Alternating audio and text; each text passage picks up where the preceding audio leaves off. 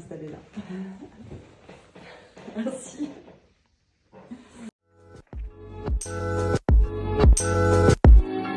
Bonjour Aurélie, est-ce que vous pouvez vous présenter en quelques mots, nous donner vos étapes clés? Oui, donc je m'appelle Aurélie Le Floch, j'ai commencé mon parcours comme journaliste dans le sud de la France et ensuite je suis venue m'installer à Paris où j'ai commencé à travailler dans l'édition. Maintenant je travaille dans l'édition scientifique universitaire en sciences humaines et puis j'anime des ateliers d'écriture depuis 5 ans, donc c'est une activité que j'adore. Et tu es auteur. Et je suis auteur, bien sûr, c'est pour ça que je suis là. Pour te voir 5 minutes encore, Paris aux ateliers Henri Bougier est ton premier livre. Est-ce que tu as toujours eu envie d'écrire? Oui, j'ai eu envie d'écrire dès toute petite. Bon, déjà, j'ai tout de suite aimé lire. Dès que j'ai su lire, j'ai dévoré tout ce qui me passait comme livre entre les mains. Et puis, quand j'avais 10 ans, je voulais vraiment devenir écrivain. C'est vraiment mon rêve d'enfance, de devenir écrivain. Donc, par contre, j'ai mis un petit peu de temps à pouvoir concrétiser ce rêve parce que donc j'ai participé à des ateliers d'écriture il y a une quinzaine d'années, mais disons que même si la pratique d'ateliers d'écriture en tant que participante me plaisait beaucoup, j'avais comme une sorte de blocage, donc j'expliquais pas vraiment ça, c'est-à-dire que bon, j'écrivais, j'avais pas peur de la page blanche, parce qu'en tant que journaliste, il faut écrire aussi, donc j'avais pas peur de la page blanche, mais par contre, c'est comme si mes émotions étaient un peu retenues, je sais pas pourquoi, voilà, il y avait ça, enfin je ne savais pas pourquoi à l'époque, et ensuite, quelques années plus tard, j'ai compris qu'il fallait que j'écrive l'histoire de mon père, que c'est le premier livre qu'il fallait que j'écrive, mais comme c'était assez douloureux de l'écrire, ça mobilisait des émotions très fortes, il fallait que je sois prête aussi en termes de maturité à affronter cette écriture. Très bien, alors justement, est-ce que tu peux nous pitcher pour te voir 5 minutes encore? Oui, quelques mots. Donc c'est l'histoire de ma relation avec mon père qui était bisexuel et qui est mort du sida en 1994. Donc à ce moment-là, moi j'avais 15 ans, lui 36 ans. Et donc notre relation a malheureusement été brève mais intense. Voilà, c'est quelqu'un qui a énormément compté pour moi dans ma construction, qui est encore très présent pour moi en pensée, chaque jour, dans chaque événement important de ma vie. Et donc voilà, cette histoire, je la raconte alors évidemment avec ses aspects douloureux, mais aussi avec les aspects lumineux de ce personnage qui était mon père. C'est vraiment une manière de lui rendre hommage et de continuer de le faire exister à travers cette histoire. Et puis voilà, de montrer aussi comment notre relation s'est tissée au fil du temps. Voilà. Est-ce que tu as justement ressenti comme une urgence d'écrire sur ce passé douloureux? Alors justement, non, parce que comme je le disais tout à l'heure, j'ai mis beaucoup de temps à pouvoir, la maturation a été assez lente, mais au bout d'un moment, je pense que j'étais prête. C'était quand même une vingtaine d'années après son décès, donc je pense que j'étais prête à ce moment-là. Et ça a correspondu également au moment où est sorti le film 120 battements par minute, qui parlait aussi de ce sujet-là, donc j'aime à croire que toutes les personnes concernées par ce sujet ont eu ce temps de maturation et qu'il y a aussi quelque chose de collectif là-dedans, de devoir prendre ce temps pour essayer de mieux comprendre ce qui s'est passé, de mieux le digérer et puis tout simplement de pouvoir en parler sans être seulement sur l'aspect douloureux de la chose, mais voilà, en essayant de rendre compte de cette réalité dans son entièreté, quoi. Et donc justement, ton récit écrit à hauteur d'enfant et d'adolescente, les souvenirs sont vraiment très précis. Et on se demandait si c'était basé sur un journal intime. Alors non, c'est pas basé sur un journal intime. J'ai vraiment voulu jouer le jeu du souvenir, de la mémoire, si on peut dire. C'est-à-dire que je me suis basée uniquement sur mes souvenirs et puis sur des choses qu'on m'a racontées, parce qu'il y avait évidemment tout ce qui est soit antérieur à ma naissance, soit dans mes très jeunes années, je ne m'en rappelais pas très précisément.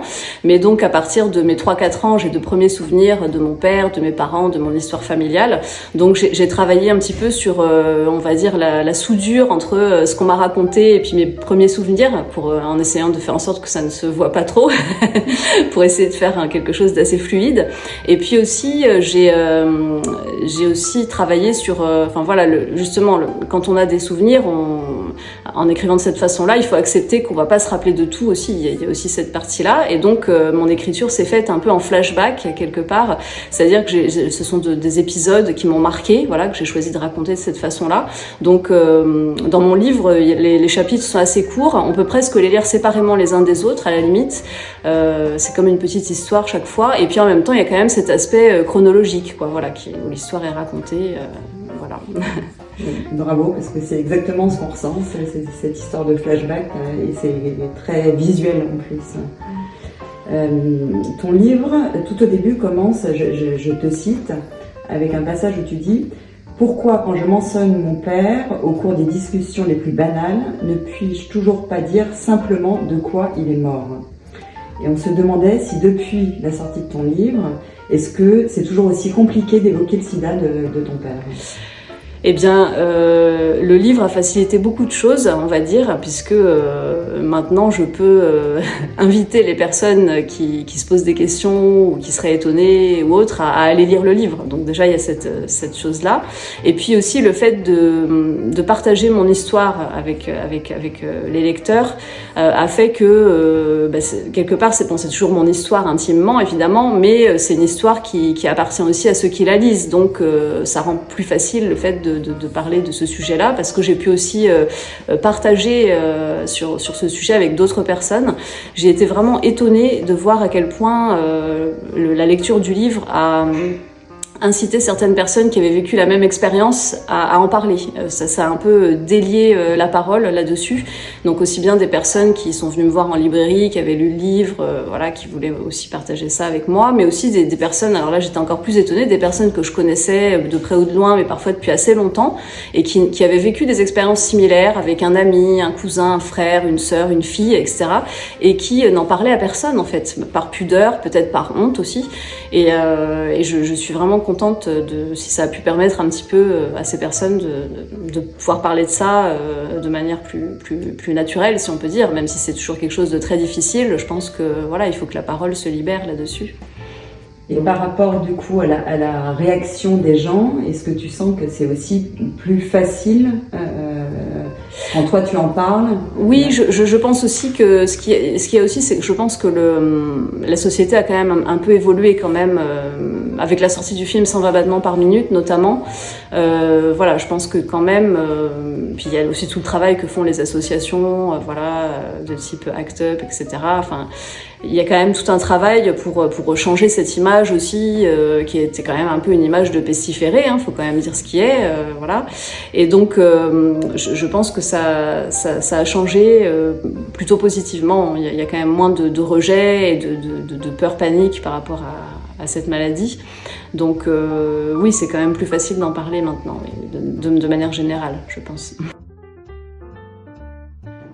My Fair Book, moi, ce que j'apprécie, c'est que ça m'a permis déjà de découvrir des maisons d'édition et des auteurs que je ne connaissais pas du tout, vers lesquels je ne serais pas forcément allée, pour la bonne raison qu'ils n'ont pas forcément de visibilité en librairie, ou alors ils ne restent pas assez longtemps sur les tables en raison de la surproduction éditoriale et du turnover des titres. Donc ça, déjà, c'est quelque chose vraiment... voilà, il y a certaines maisons d'édition comme l'Antilope, par exemple, qui me plaisent beaucoup, entendre des voix un peu différentes, le fait que les livres aient été sélectionnés aussi, que voilà, c'est un travail en finesse, donc ça me plaît bien. Et puis aussi l'aspect, voilà, donner une seconde vie aux livres, que ce soit sur le plan du contenu des livres et puis le plan environnemental aussi, c'est quelque chose que je trouve vraiment important. Et voilà, c'est vraiment une initiative qui est très en phase avec notre époque. J'ai choisi L'ours qui cache la forêt de Rachel Chadita, donc chez l'Antilope. C'est une auteure dont j'ai déjà lu un livre que j'ai beaucoup apprécié. Et puis là, il y a un aspect un petit peu choral avec plusieurs personnages, des destins mêlés. Voilà, ça se passe à Boston, New York, Boston. Voilà. Et donc, j'ai bien envie de découvrir, voilà, de voir ce que ça donne. Merci beaucoup Aurélie. Merci beaucoup Aurélie. Merci à vous.